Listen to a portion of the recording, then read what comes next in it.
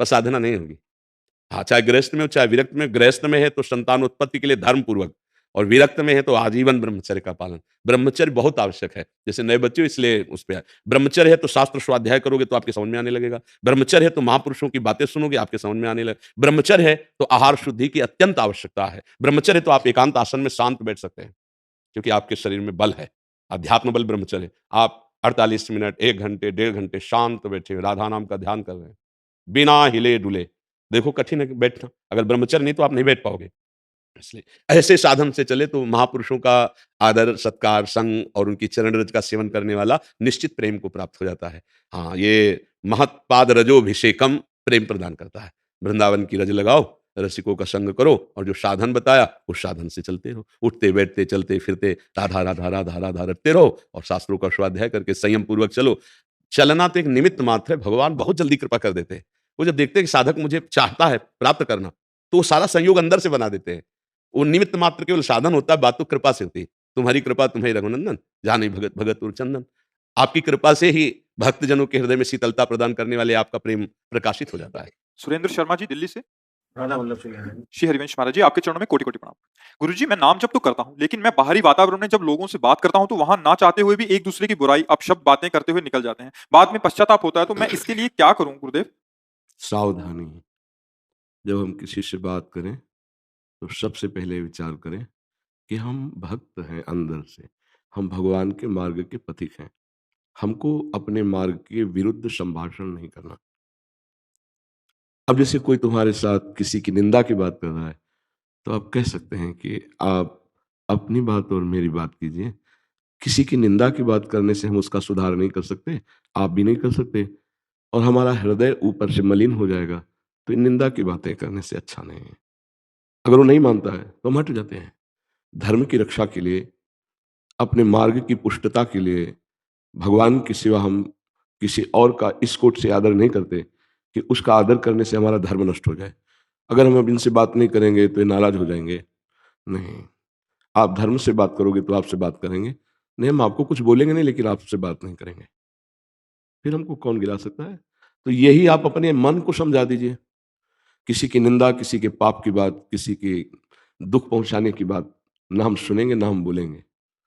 फिर देखो व्यवहार में पवित्रता आने लगेगी। आपसे वो लोग डरने लगेंगे बात करने से, जो गंदी बातें करते हैं, जो निंदा करते हैं कि ये तो सुनेगा नहीं, ये चुप हो जाएगा, हट जाएगा, काहे को बेकार इससे हम बात करें। पर जब हम रस लेकर बात करेंगे, अच्छा ऐसा हुआ, तो और सुखी होकर के वो निंदा की बातें, कमी की बातें, मलिन मन है ना, तो दूसरे की निंदा करना बड़ा अच्छा लगता है। मलिन मन में, पवित्र मन में नहीं। पवित्र मन में तो जरा सी दूसरे के मन की निंदा की बात आई सो आग लग जाती है, हाय हाय मच जाता है। हे प्रभु, ऐसी बात कैसे आ गई? आप सबके हृदय में बैठे नाथ। हाँ, मायाकृत उनसे दोष हो सकता है, तो हम कौन होते हैं? हमें अधिकार थोड़ी दिया गया कि हम किसी की निंदा करें। अरे मायाकृत पूरा संसार है, सब अपने अपने भाव कर्म के प्रेरित होकर के, वैसे सब हम क्यों किसी की निंदा करें? पर निंदा के किए ते आवत नहीं कछु हाथ, मूर्ख पर्वत पाप को ले चल अपने साथ। दूसरे की निंदा करने से हाथ कुछ लगता नहीं, और जिसकी निंदा की जाती है उसका पाप अपने माथे पे लेके नरक जाना पड़ता है। हम क्यों पाप करें? पुण्य करना कितना कठिन है। वो पुण्य नष्ट हो जाता है अगर मान लो किसी संत की, भक्त की निंदा कर दी। बोले भक्तन निंदा अति बुरी भूल करे जिन कोय, किए सुकृत बहुजन्म के छिन में डारे खोए। बहुजन्म के पुण्य एक क्षण में नष्ट हो गए। ये ऐसा गलती है किसी संत वैष्णव की निंदा कर देना। साधु अवज्ञा तुरत भवानी, कर कल्याण अखिल के हानि। अच्छा, आप क्या जाने किसका क्या स्वरूप है, कौन किस भाव से क्या कर रहा है, अपने को क्या?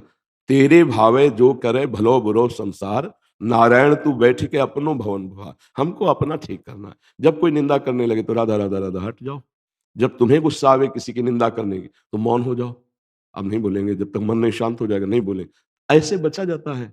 फिर एक स्थिति आ जाती है जिसमें ये सब बातें होती नहीं। पर जब तक ये बातें हैं तब तक मौन हो जाओ। जहां कोई निंदा करने लगे तो सुनो नहीं, राधा राधा राधा राधा राधा राधा चल दिया। अब वो क्या बोलेगा? उसका आदर ना करो, उसकी बातें ना सुनो। प्राय संसार के लोग जब चार लोग बैठेंगे तो भगवत चर्चा तो करेंगे नहीं, इतना सौभाग्य कहाँ है। वो किसी न किसी की गुण चर्चा और दोष चर्चा, दो ही चर्चाएं हैं। गुण चर्चा, बहुत बढ़िया आदमी है, ऐसे से ऐसा, और वो है ना, वो ऐसा। अब एक की तो स्तुति की, दूसरे की निंदा की, एक की बड़ाई की, दूसरे की अवहेलना कर दी, बात गड़बड़ हो गई। दोनों में श्री भगवान हैं, ये हम देखने चले थे। एक की बड़ाई कर दी, एक की निंदा कर दी, हमारा मन मलिन हो गया। तात सुनो मायाकृत गुण और दोष अनेक, गुण या उभय न देखी, देखी स्व विवेक। हे भाई, माया के द्वारा गुण और दोष अनेक रचे गए हैं। सुंदर गुण यही है कि ना हम किसी की स्तुति करते हैं ना किसी की निंदा करते हैं। भगवान ने उसको बुद्धि दी, वैसे कर्म कर रहा है, उसकी क्षमता उतनी है, वो वैसे कर रहा है, पर हैं भगवान के ही सब जन, हम ये देखते हैं। तो हमें लगता है ऐसे बचा जा सकता है, अन्यथा तो फिर व्यवहार बहुत कठिन है। सब भगत ही मिले ऐसा कहाँ सौभाग्य है।